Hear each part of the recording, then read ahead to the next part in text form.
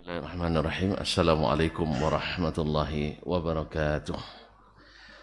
Alhamdulillahi wa kafa. Wassalatu wassalamu ala abdihi allazi istafa. Wa ala alihi as-sadati syurafa. Wa ashabihi al-kiramin nubala. Ahli as-sidqi wal wafa.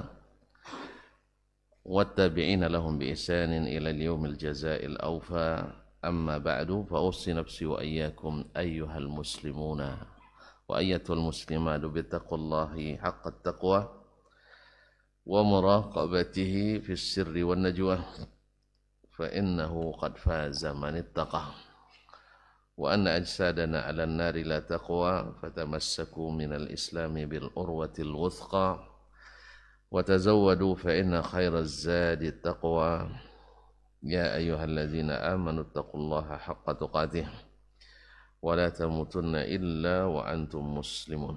Ma'asyiral muslimin, ma'asyiral muslimat yang dirahmati Allah Subhanahu wa taala. Kembali kita bersyukur kepada Allah tabaraka wa taala pada subuh ini kita diizinkannya menikmati kebersamaan di sini. Sama-sama ruku, sujud, bermunajat, berdoa kepadanya. Mudah-mudahan apa yang Allah janjikan kita raih bersama dan segala kebaikan semoga disimpannya sampai kita bertemu dengannya. Ma'asyiral kiram yang dirahmati Allah Subhanahu wa taala, salawat dan salam kepada baginda Nabi alaihi salatu wassalam yang telah mengajarkan agama ini kepada kita dengan sempurna. Mudah-mudahan Allah kuatkan kita untuk mengikuti dan mengamalkannya.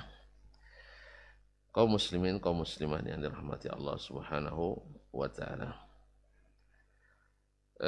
Kembali kita melanjutkan mengaji bersama Imam As-Sabuni rahmatullahi alaihi wa ala sairi ulama'inal kiram. Kemudian beliau melanjutkan dari bab atau dalam masalah apa kemana terakhir, masalah al-hidayatu wal idlalu minallahi wahdah. Masalah hidayah itu semata-mata milik Allah tabaraka wa taala. Ini perlu kita ketahui,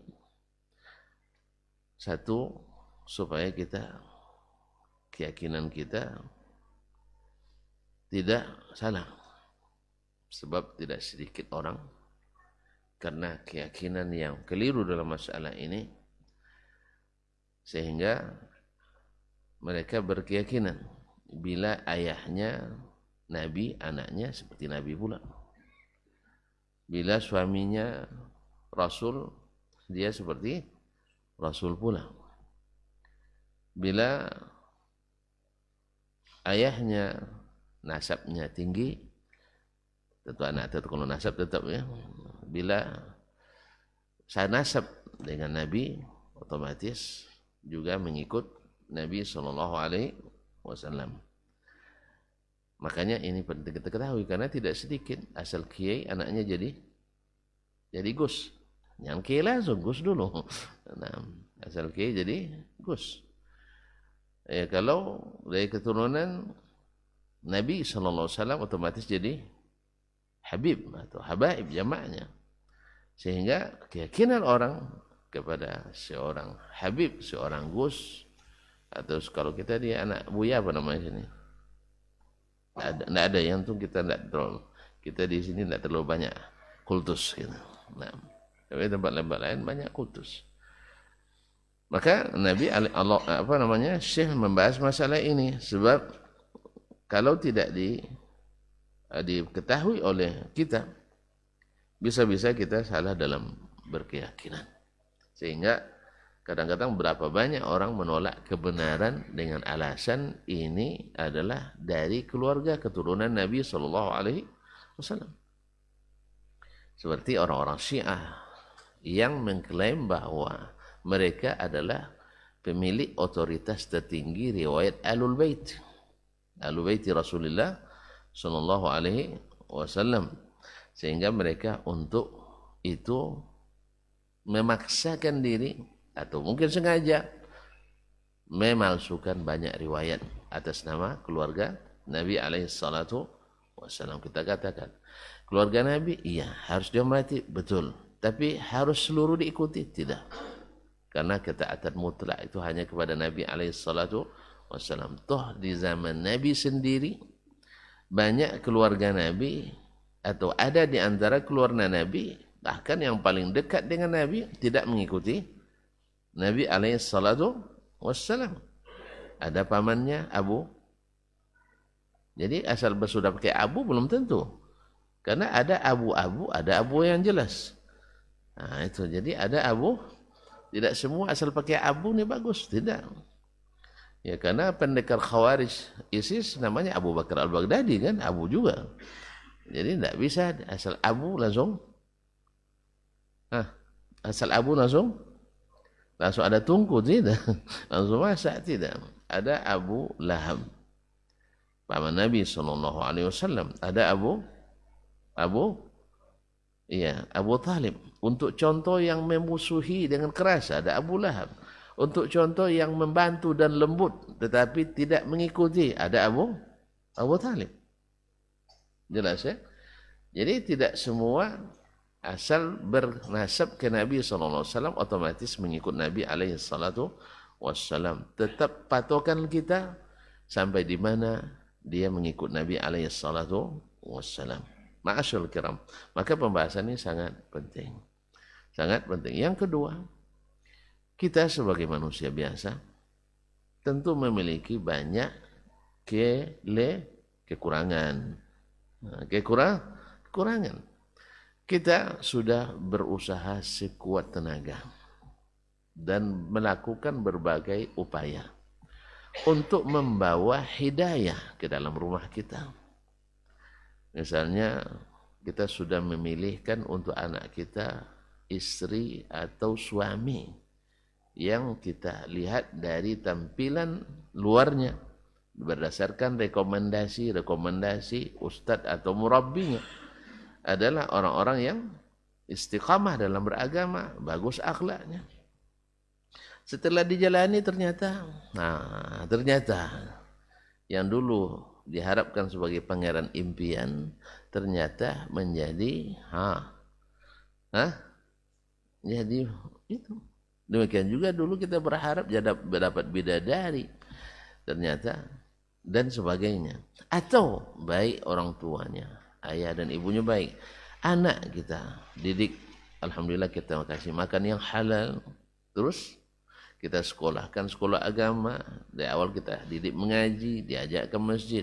Tiba-tiba setelah dewasa berubah 180 derajat total misalnya, tidak sesuai dengan yang kita arahkan. Maka di saat itu kita mengatakan innaka la tahdi man ahbabta walakin Allah yahdi man yasha. Ya karena kita sudah berusaha sesuai ngaji, kita ajak mengaji, ya kita pilihkan tempat mengaji supaya jangan salah kaji. Kalau salah kaji nanti banyak yang jadi wali. Ya, kalau salah kaji banyak yang jadi wali. Paham tak? Salah kaji itu banyak yang jadi wali majzub. Nah, wali majzub. Nah, kalau kita disebutnya wali majdub. Nah, ya wali majdub. Padahal wali majzub artinya ditarik akalnya. Jadi dibuatkan alasan, ya orang gila kan tidak tahu lagi kita bicara nanyanya kan. Kenapa gila sih? Tidak mungkin kita. Pasti jawabannya tidak masuk akal kan. Nah, akhirnya dibuatkan tafsir bahwa dia itu saking asyik masuknya mencintai Allah Tabaraka wa Ta'ala langsung hilang akalnya. Jadi wali majzum. Ini kan main akal-akalan aja ini semua, main akal-akalan. Makanya kita ketika mengaji paham kita bahwa tak salupun wali Allah yang mengikuti wali terbaik Allah yaitu Nabi kita Sayyiduna Muhammad sallallahu alaihi wasallam yang sampai asyik masuk sampai gila ada? Tidak ada. Tidak ada yang sampai gila kecuali cerita-cerita dongeng-dongeng dan yang ada dalam kitab-kitab para atau ahli tasawuf. Adapun yang ikut sunnah Nabi alaihissalam karena gila gara-gara beramal, gila karena cinta Allah dan Rasul, dia tidak menemukannya kecuali di kitab-kitab tersebut. Orang-orang yang salah gaji. Nah, kita sudah tunjukkan tempat mengaji yang baik. Kita sudah tunjukkan kaji yang berdasarkan Al-Quran dan As-Sunnah menurut pemahaman As-Salafus Salih. Ya, As-Salafus Salih dengan sepenuh hati, bukan setengah hati. Ada pulang setelah Salafis setengah hati katanya. Setengah hati. Allah musta'an. Jadi dibuat sampel-sampel orang-orang yang ya maklum orang baru mengaji, mana tahu semuanya. Yang sudah lama mengaji saja, kadang-kadang juga tidak direkomendasikan oleh sebagian.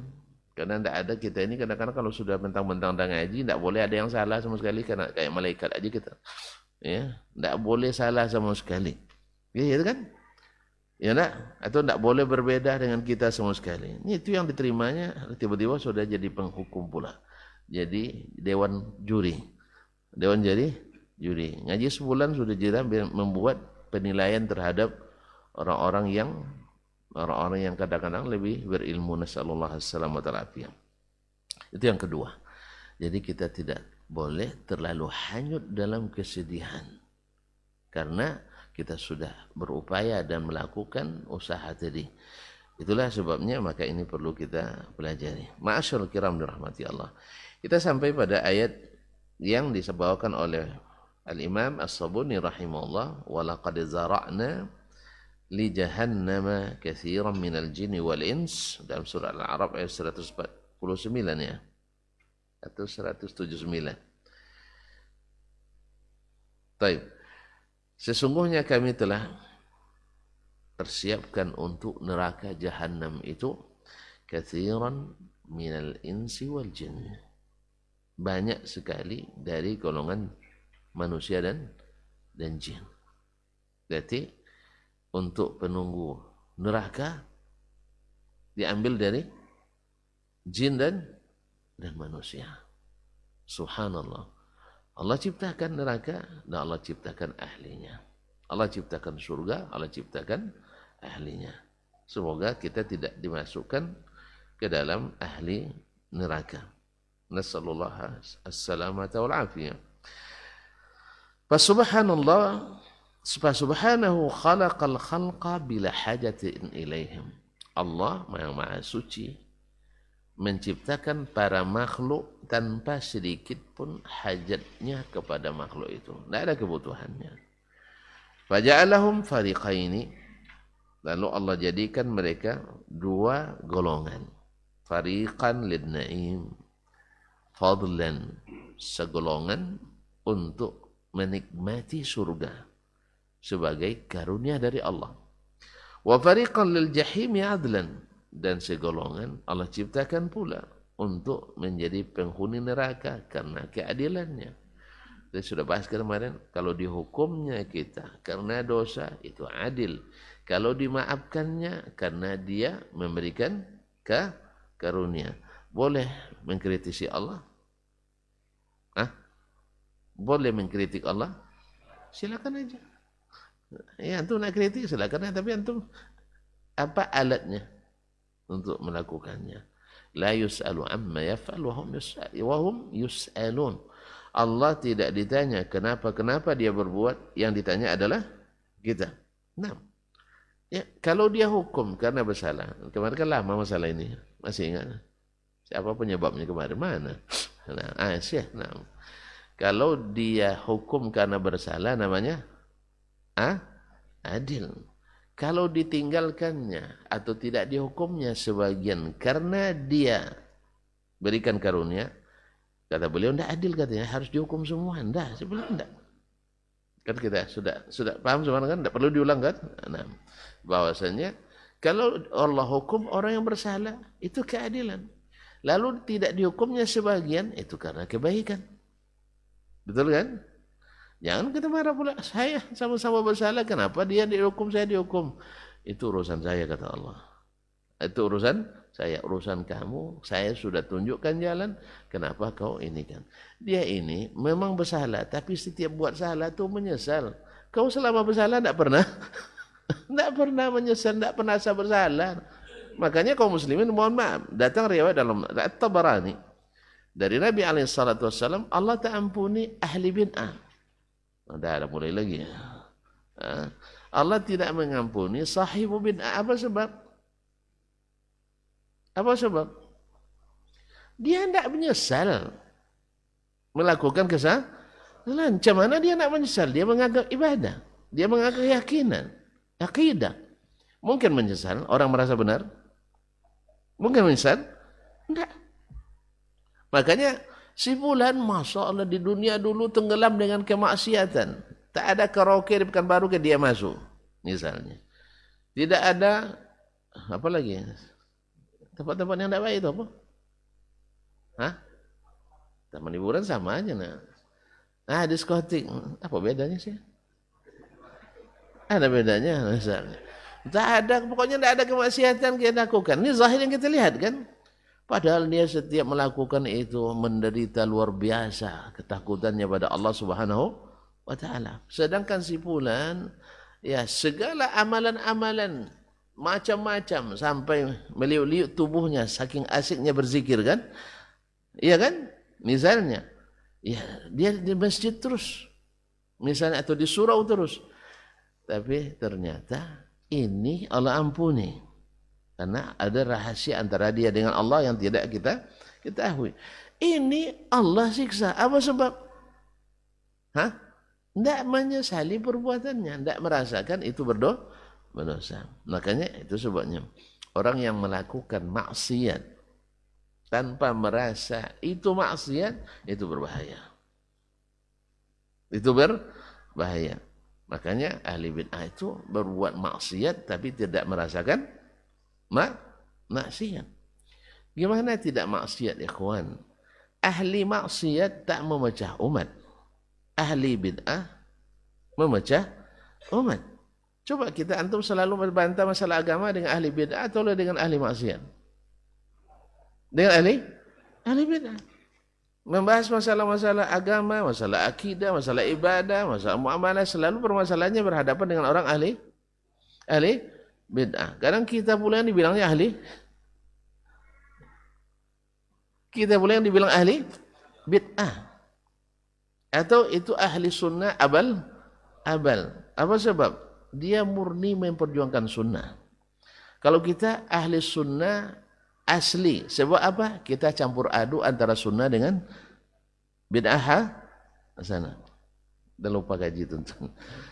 Air kalau belum dicampur itu tidak asli. Tapi kalau sudah campur itu ori. Paham Pak deh? Dan lupa lagi. Jadi yang menerima bid'ah hasanah itu namanya ahli sunnah original. Yang menolak bid'ah dengan segala bentuknya, nak hasanah, nak dalalah, itu tidak ori. Bingung saya memahami ini. Bingung saya memahaminya. Minta jus murni, Kak kan misalnya kan, minta jus murni. Akhirnya diberikannya jus pakai susu, pakai gula, pakai es, pakai apa lagi? Es krim. Dia bilang, saya minta yang murni. Ini yang murni Pak. Baik, saya minta jus yang campur. Dikasihnya jus tanpa gula, tanpa susu, tanpa es, tanpa es krim. Saya yang salah tuh dia. Saya yang tidak paham atau beliau yang keliru? Ya, yang menerima ada yang namanya bid'ah hasanah dalam agama itu ahli sunnah asli, original. Tapi yang tak menerima yang namanya bid'ah dengan segala bentuknya, nak hasanah, nak dalalah, itu namanya abal. Tolonglah tonton pikir sendiri. Saya tidak paham, saya bingung saya memahaminya. Ya. Yang kita tanya, ini apa sunnahnya, seperti apa Nabi, seperti apa sahabat, ijma'nya seperti apa mereka. Nah, ini namanya yang begini ini ahli bid'ah. Tapi kalau kita baca bolak-balik kembali kertas sejarah, lembaran-lembaran sejarah, oh memang seluruh ahli bid'ah itu mengira yang lain ahli ahli bid'ah. Makanya semakin banyak bid'ah, semakin banyak perkiraan-perkiraan bid'ah. Ini menyatukan atau mencerai-beraikan? Mencerai-beraikan. Pasti mencerai-beraikan. Akhirnya masing-masing menuduh yang lain, memecah belah umat. Gara-gara kamu kita pecah. Kan dia sendiri yang memecahkan diri. Ya, memecahkan diri. Nabi SAW, oh ternyata Nabi juga disuruh, Nabi SAW dulu dituduh sebagai pemecah belah umat. Oh patutlah. Dulu Nabi juga dituduh sebagai pemecah belah umat. Karena apa? Karena beliau wattabi' ma uhiya ilaika wa ma unzila ilaika wa la tattabi' ahwa'al ladzina kafaru. Ikut yang diwahyukan kepadamu, jangan ikut keinginan. Keinginan lahir dari mana? Keinginan lahir dari mana? Ya ikhwan, Hawa. Dari mana lahir? Kok setan aja digameutan kan terus ya? Dari sini pikiran dan dari hati. Itu lahirnya. Antum tidak punya hawa ya? Tidak punya hawa keinginan. Punya. Gimana antum bisa menginginkan sesuatu? Antum hari ini ingin apa?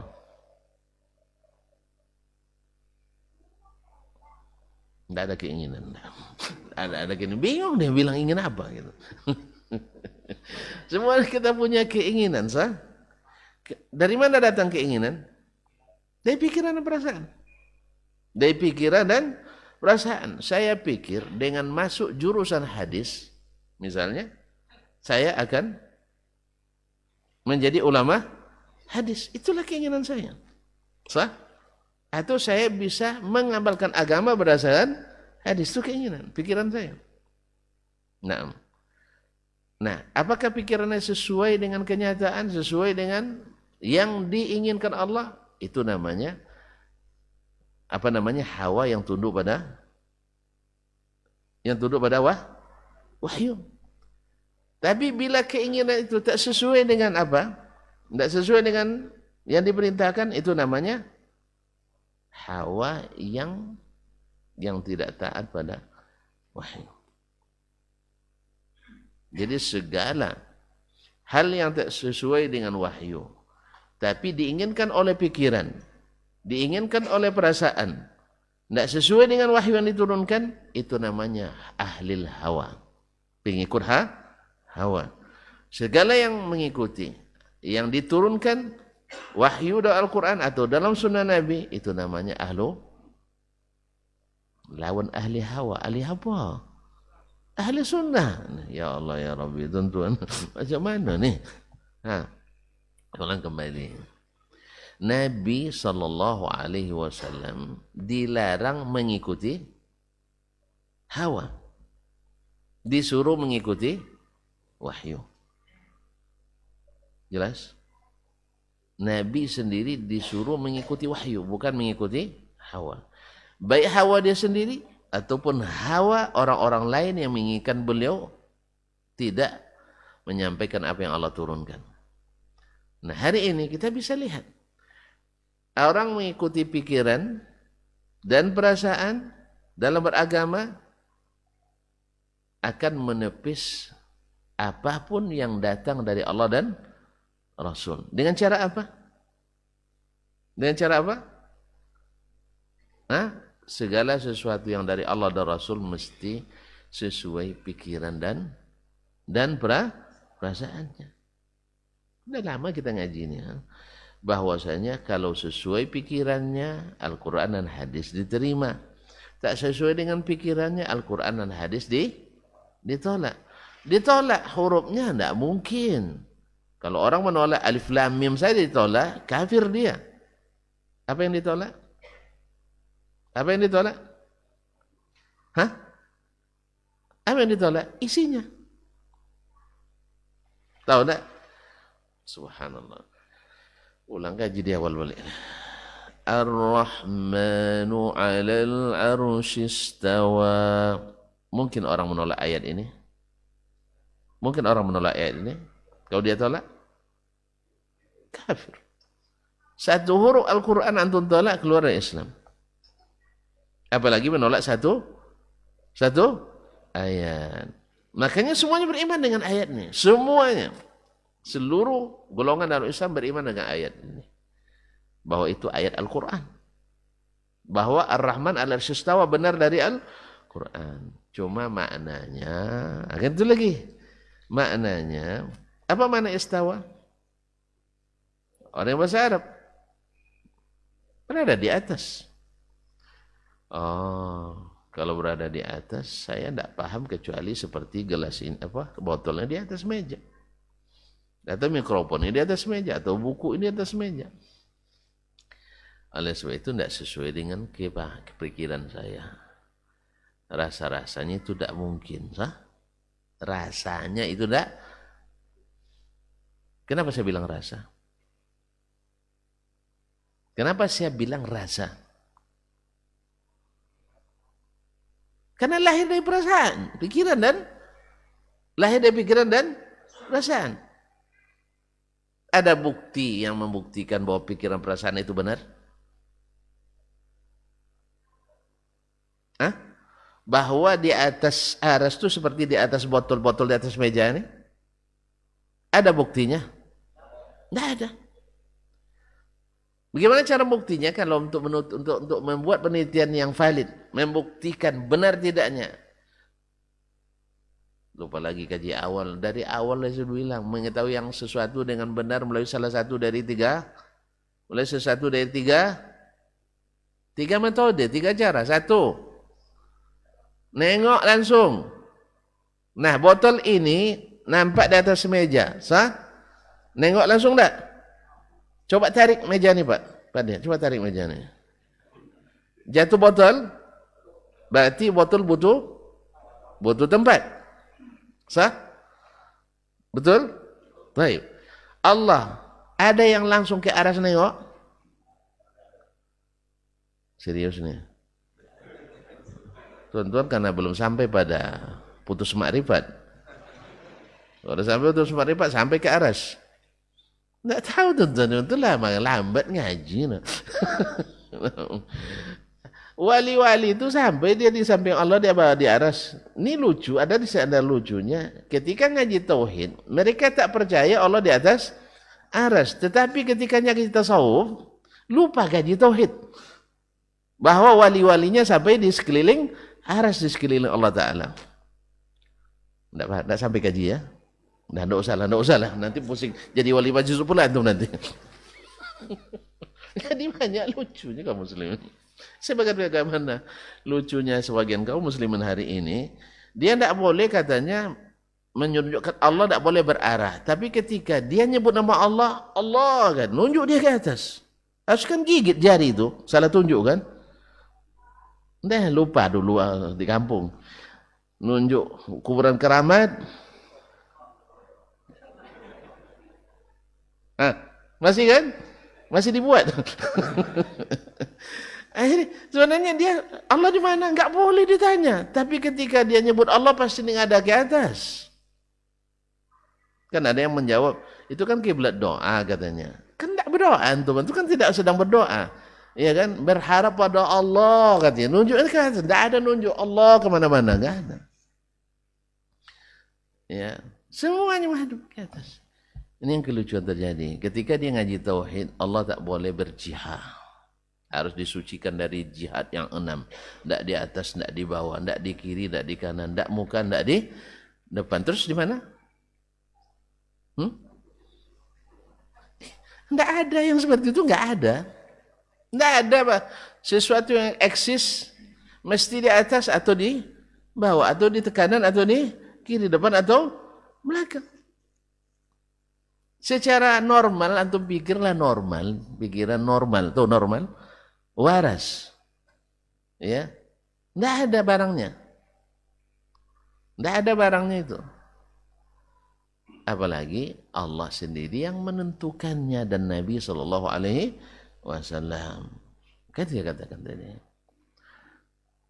Balik panjang jadi kisah kita jadinya, ya. Jadi tidak ada yang melihat langsung Allah ke atas. Tidak ada kan? Taib. Berarti pindah ke cara yang kedua. Cara yang kedua apa? Melihat sesuatu yang mirip atau semisalnya. Apakah Allah semisal botol? Apakah Allah semisal HP? Allah semisal kotak? Tidak. Berarti perasaan antum tadi, pikiran antum tadi bahwa segala sesuatu di atas mesti membutuhkan yang di bawah. Ini kiasnya kemana? Kiasnya kemana? Ke botol. Padahal laisa kamitslihi syai'un. Tidak ada bayangan kecuali ke makhluk. Tidak ada bayangannya kecuali ke makhluk. Berarti telah melakukan perasaan dan pikiran yang keliru tentang Allah Subhanahu wa ta'ala. Karena menyamakan Allah dan ini. Maka yang terakhir baru melalui berita yang valid, yang terkonfirmasi dan terklarifikasi, yang tidak diragukan kebenarannya. Nah, kalau berita datang kepada Bapak dengan bahasa yang jelas dan menjelaskan, tiba-tiba pas diantum tidak jelas dia, itu namanya? Hah? Saya ulang kembali. Datang telegram dari Pak Presiden. Pakai bahasa apa Pak Presiden kita? Bahasa Indonesia. Yang isinya, misal aja, jangan serius betul, misal aja, bahwa Dr. Dasman diangkat jadi menteri. Jangan bilang alhamdulillahnya. Isi telegramnya dengan bahasa Indonesia. Nah, bahasa Indonesia yang jelas menjelaskan. Lalu datang Bapak ini.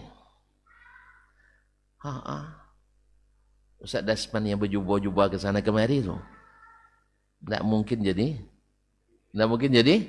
menteri. Antum terima telegram atau bahasa takwil beliau? Telegram tadi. Karena bahasanya jelas dan menjelaskan. Keputusan Presiden Republik Indonesia nomor sekian, tanggal sekian, tahun sekian. Mengingat, menimbang, memperhatikan, memutuskan. Ya tak? Tetap beliau bersetinggi. Tidak mungkin Dr. Dasman ngurus rumah aja tidak selesai. Ya bikin rumah belum selesai. Masa jadi menteri. Orang jadi menteri itu mesti bawa tas, tak perlu tes. Misal pikiran beliau, bukan saya ini. Paham? Jangan sedih dulu, hanya permisalan aja. Saya pun tak gembira juga karena belum jadi. Ini kita berandai-andai membuktikan bahasa benar, jelas. Kemudian Bapak punya takwil, jelas. Paham tak? Mana yang tonton benarkan? SK ini atau pikiran beliau? SK. Dia hanya mikir masa orang berjubah jadi menteri. Berjubah orang menteri itu kan pakai jas, pakai dasi. Iya kan? Yang kedua, mana ada orang miskin-miskin jadi menteri? Biasanya orang, betul nih. Kita hitung dulu. Siapa yang miskin yang jadi menteri? Siapa? Coba. Enggak ada kan? Enggak ada. Alhamdulillah. Berarti maka pikiran beliau ini itu yang terbayang olehnya. Tidak ada sesuatu di atas sesuatu kecuali menempati. Itu yang dia tahu. Padahal Pak Presiden menilai sesuatu. Apa sebabnya? Ustaz Dasman itu konsisten kajian akidah di Masjid Ubay bin Ka'ab. Pertimbangannya begitu.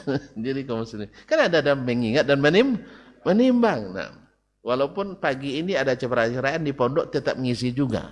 Wah yang kan. Sebentar lagi ada. Saya harus Bang Kinang lepas ini. Maka tolong jangan ditahan-tahan. Kaum muslimin. Jadi dia ikut pikirannya atau ikut wahyu yang diturunkan? Ikut pikiran. Kalau saya, karena masalahnya makhluk dengan makhluk masih bisa diklarifikasi. Masih kan? Tengok nanti, tahun 2024, ada nggak Dr. Dasman di kabinet? Iya. Kalau ternyata ada, berarti benar surat itu. Kalau tidak, ada dua kemungkinan. Iya kan, sebagian kan ada yang disuruh ngukur baju kan, masih lupa. Iya kan, disuruh ngukur baju, tapi enggak. Jadi harus rela menerima takdir. Saya pun enggak boleh euforia, maka sekarang saya enggak akan pesta dulu. Tengok 2020. Jelas Pak. Jadi kalau untuk makhluk masih bisa diklarifikasi karena ada, kita sama-sama ada di tempat alam ini. Tapi kepada Allah Subhanahu wa taala bisa diklarifikasi sekarang? Ya enggak. Nah, ini antum iman antum diuji antara meyakini yang Allah turunkan atau meyakini apa yang antum pikirkan. Antum pikirkan atau yang antum dengarkan. Kalau saya mohon maaf, saya memilih mengimani apa yang saya dengarkan. Karena klarifikasinya nggak ada sekarang. Insya Allah klarifikasinya besok di akhirat. Kalau di akhirat Allah bukakan hijab kepada kita. Kalau sekarang tidak dibukakan itu hijab. Maka semua berpikir dan merasa. Ya kan? Berpikir dan merasa. Gimana kira-kira? Gitu, lahir ilmu kira-kira. Gimana rasanya? Lahir ilmu rasa-rasa. Maka semakin banyak antum menggunakan pikiran perasaan, semakin banyak aliran keagamaan. Jelas? Dan semakin kurang orang menggunakan rasa dan pikiran dalam beragama, hanya mengikut apa yang Allah turunkan, semakin sedikit aliran dalam Islam. Sekarang saya nanya, di negeri ini, kebanyakan umat Islam imannya berdasarkan perasaan dan pikiran atau berdasarkan apa yang diturunkan? Antum nuduh sendiri. Iya, kenyataannya memang aliran sesat di Indonesia mungkin terbesar jumlahnya di seluruh dunia. Mungkin. Saya belum buat riset lagi. Tapi berdasarkan rilis MUI kita 2004, saya masih di Madinah, saya baca rilisnya, aliran sesat di Indonesia waktu itu baru berjumlah 240-an. 2014 setelah saya pulang, mungkin karena saya pulang barangkali bertambah. Allah musta'an. Na'udzubillah, tsumma na'udzubillah. 2014 terbaca lagi sama saya, tanpa sengaja, dua-duanya tanpa sengaja. Saya buka, baca rilisnya itu, bahwa 2014 sudah mencapai angka 400. Hanya 10 tahun. Hanya 10 tahun. 100 lebih tambahannya. Ini karena wahyu kah? Atau karena ilmu kira-kira dan rasa-rasa? Iya kan? Itu yang masuk rilis itu yang sudah mengembalikan formulir daftar ulang. Yang sudah ada keputusan ingkrahnya. Yang belum seperti mazhab Soekarno belum masuk kan.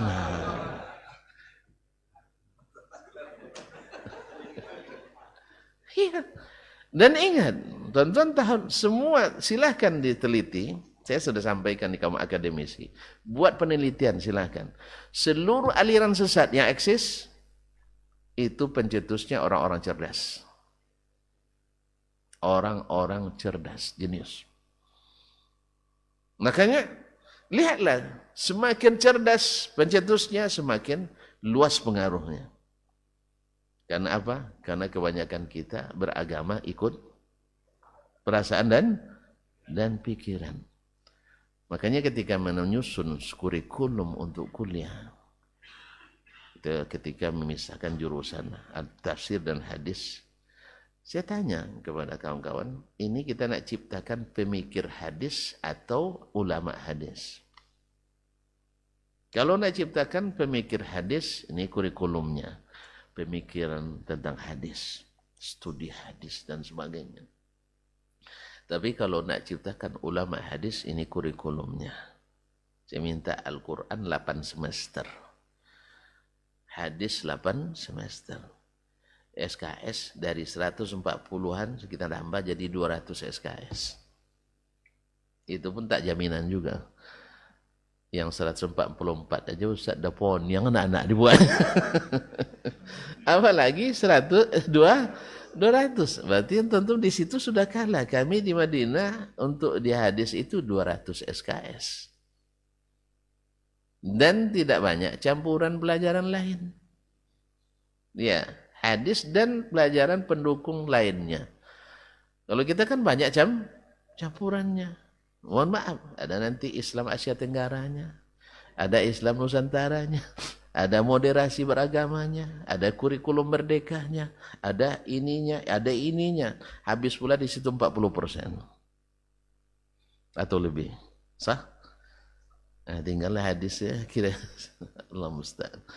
Kaum muslimin dan muslimat, belum lagi sistem pembelajaran. Anak-anak tamat SMA disuruh bikin makalah hadis. Tentu lahirnya ahli hadis. Gimana mereka?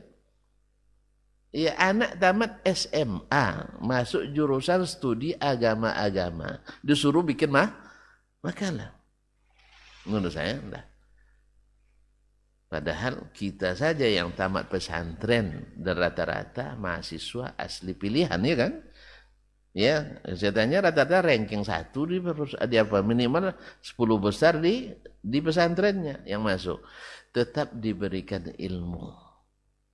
Bukan makalah yang banyak bikin masalah.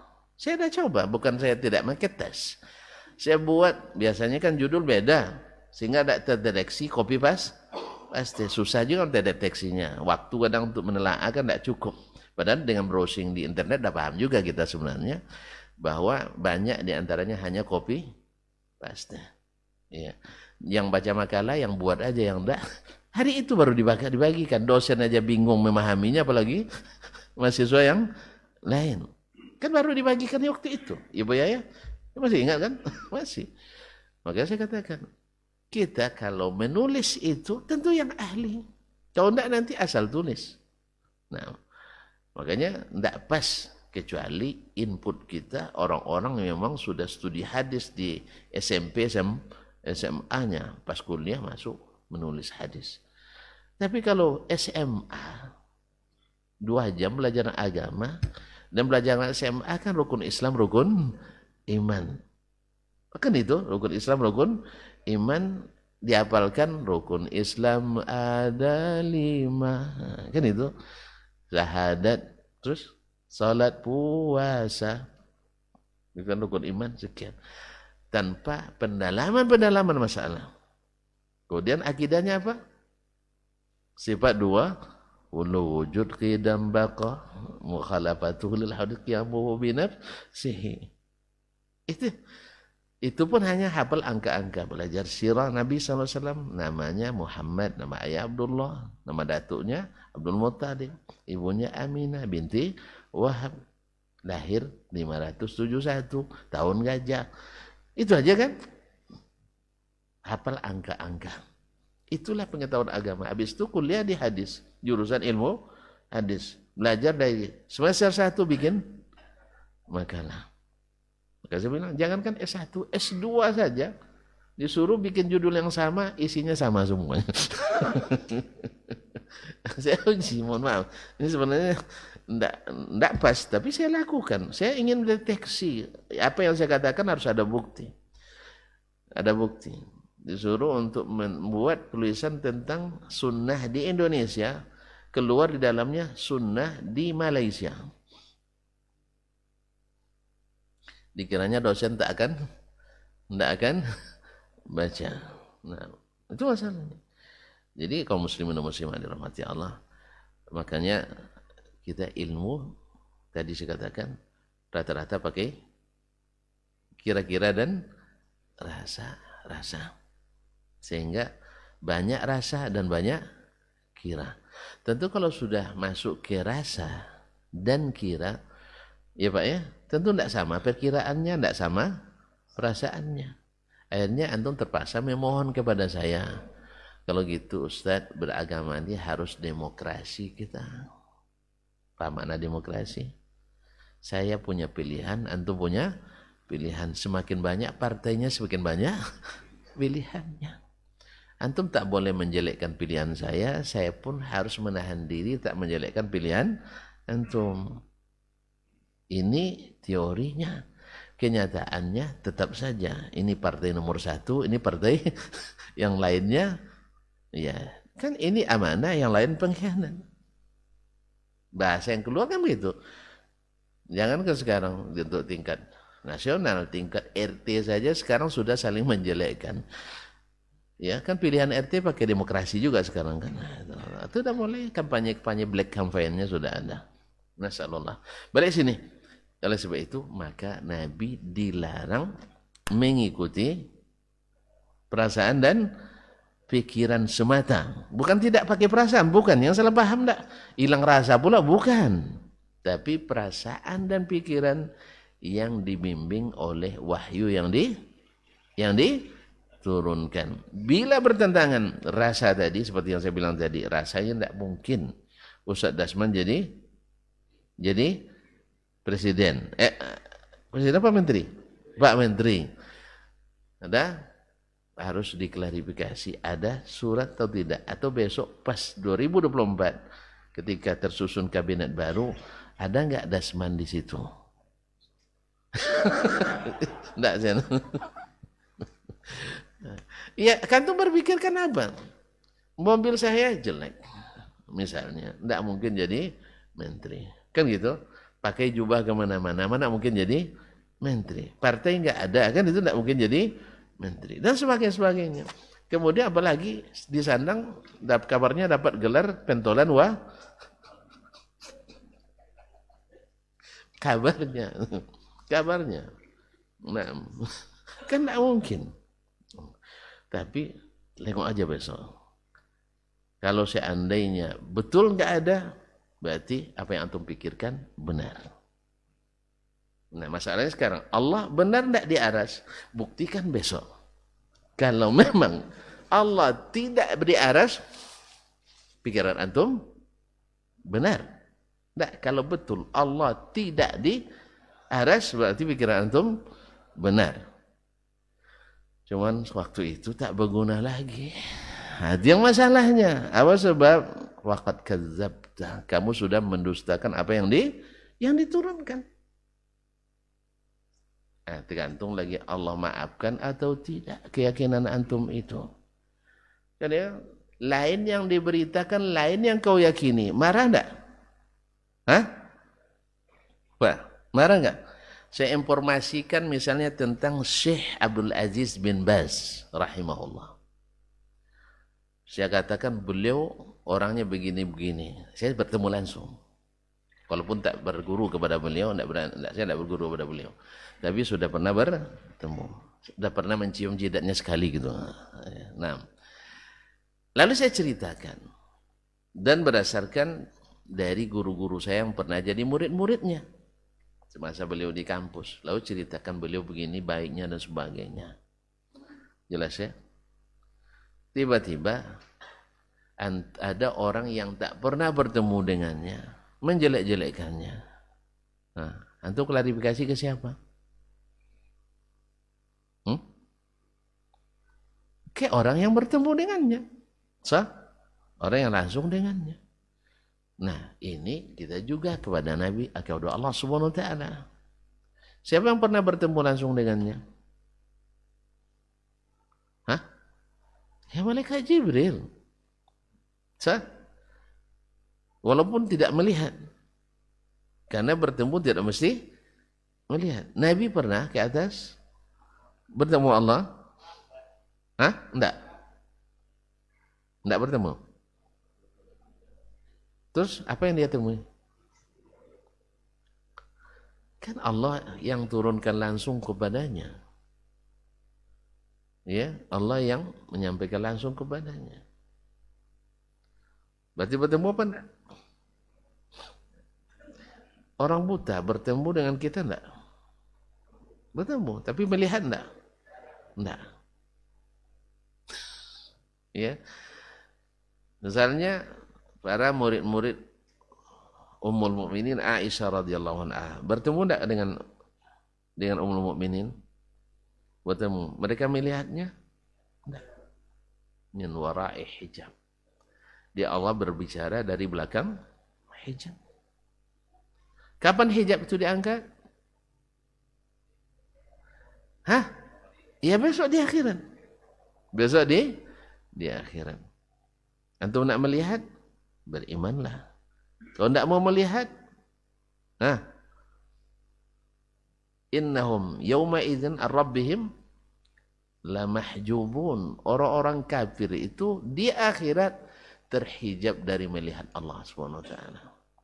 Sebaliknya orang-orang beriman, wujuhu yawma idzin nadhirah ila rabbiha nadhirah. Hari itu orang-orang wajah berseri-seri melihat kepada Allah tabaraka wa taala. Pilih yang mana? Yang tidak percaya atau yang percaya? Ikut perasaan atau ikut berita yang diturunkan? Berita yang diturunkan. Karena perasaan itu banyak. Perasaan siapa yang mau diikuti? Pikiran itu banyak. Pikiran siapa yang mau diikuti? Jelas? Menurut kita, dalam bab hidayah ini, tidak mungkin istri Nabi kafir. Sah? Tapi dalam kenyataannya, ada istri Nabi Nuh kafir. Ada istri Nabi Lut kafir. Padahal suaminya Rasul. Makanya tidak mungkin misalnya keturunan Nabi Sallallahu Alaihi Wasallam menyeleweng, menyimpang. Ternyata dari keturunan Nabi, bahkan dari asal daripada keluarga dekat Nabi, ada yang kafir seperti Abu Lahab dan Abu Talib. Berarti tidak jaminan bahwa nasab tidak jaminan. Makanya kalau ada yang bilang tidak mungkinlah keturunan zuriat Nabi itu menyimpang. Atau katakan jangan zuriatnya yang bertemu langsung sama Nabi aja menyimpang, apalagi yang di belakangan. Maka patokannya tetap ini. Yang ketiga, tidak mungkinlah Asia istri Fir'aun beriman. Tapi ternyata Fir'aun induk kekufuran, Asia adalah wanita beriman yang sempurna. Sampai Nabi mengatakan, tidak sempurna dari kaum wanita kecuali sedikit. Dari kaum lelaki banyak yang sempurna dari sisi kemanusiaannya. Wanita tidak, kecuali 4 orang. Salah satunya adalah Asia, istri Fir'aun. Bahkan Allah sebutkan dalam Al-Quran, وَضَرَبَ اللَّهُ مَثَلًا لِلَّذِينَ آمَنُوا امْرَأَتَ فِرْعَوْنَ. Jadi masalah hidayah ada di tangan Allah Tabaraka Ta'ala. Maka oleh sebab itu berimanlah kepada yang diturunkan. Jangan beriman pada apa yang dirasakan atau dipikirkan. Karena pikiran dan perasaanlah Abu Lahab tak masuk Islam. Karena pikiran dan perasaanlah Abu Talib juga tidak menikmati iman.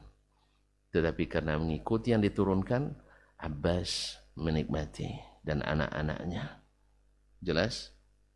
Ja'far, anak Abu Talib, masuk Islam dengan saudara-saudaranya dan lain-lain. Ikrimah, anak Abu Jahal, masuk Islam. Apa sebab? Ketika dia campakkan perasaan dan pikirannya, akhirnya dia mengikuti apa yang diturunkan. Tapi selama antum mendominankan pikiran dan perasaan, insya Allah tak akan sempurna keimanan. Wallahu musta'an. Kita sambung kembali besok. Ya, kita sambung lagi. Karena kita ngulang-ngulang kaji terus. Tidak ada kaji baru tidak ada yang bagus. Kaji lamanya yang bagusnya. Baik, terima kasih dan mohon maaf. Sampai jumpa kembali. Kalau ada yang tersinggung, mohon maaf ya. Jangan ditunggu-tunggu 24. Tidak ada itu. Hanya cerita karangan. Ya, cerita karangan saja. Sebagai permisalan. Bahwa kita harus mengikuti apa yang disampaikan, bukan apa yang yang dipikirkan. Karena sesat orang sesat karena pemikiran, sesat dan seseorang sesat karena perasaan. Perasaannya jalan ini benar, ternyata salah. Menurut pikiran saya jalan ini sama dengan jalan yang itu, ternyata keliru. Dan saya karena banyak berjalan, dah sering ikut perasaan salah rasa, ikut pikiran salah pikir. Akhirnya terpaksa bertanya pada yang berilmu dalam masalah ini, berilmu Allah dan Rasul sallallahu alaihi wasallam. Kita tanyakan. Alhamdulillah, Allah pandai bahasa Arab? Pandai? Alhamdulillah. Nabi pandai bahasa Arab? Alhamdulillah. Berarti kita harus tanyakan pemahamannya menurut bahasa Arab. Jangan diterjemahkan menurut bahasa Ocu, enggak sama artinya, beda namanya. Wallahu ta'ala alam wa sallallahu ala nabiyyina Muhammad wa sallam wa subhanakallah bihamdik asyhadu an la ilaha illa anta astaghfiruka wa atubu ilaik. Wassalamualaikum warahmatullahi wabarakatuh.